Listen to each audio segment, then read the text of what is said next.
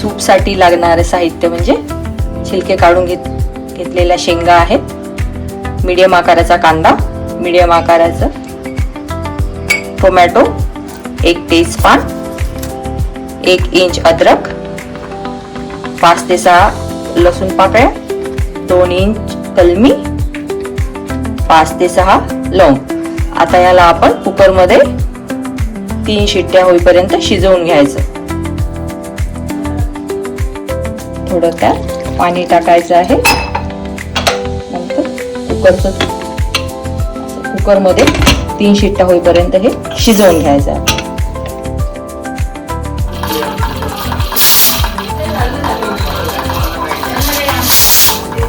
आता असं बॉईल करून झालेलं आहे.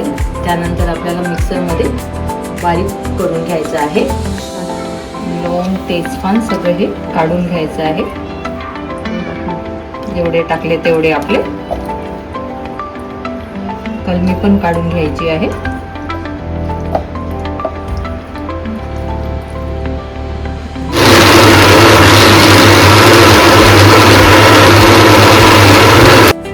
आता हे असं गाळून घ्यायचं आहे.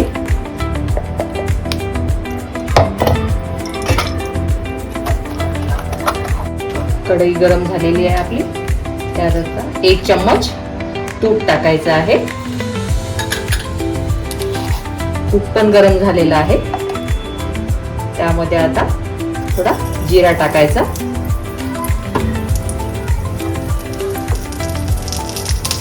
जिऱ्याला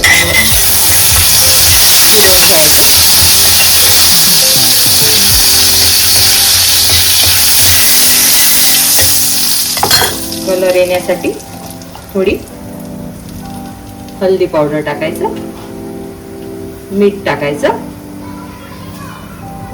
चवीनुसार. त्यामध्ये हे पेस्ट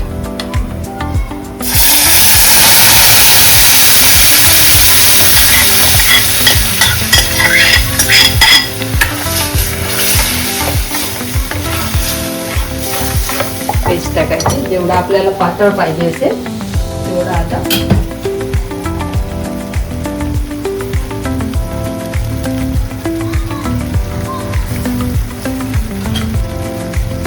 जेवढं पातळ पाहिजे असेल तेवढं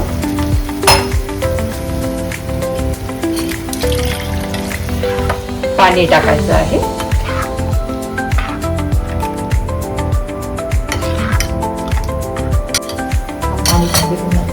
पाणी टाकून 2-3 मिनिटं शिजू द्यायचं.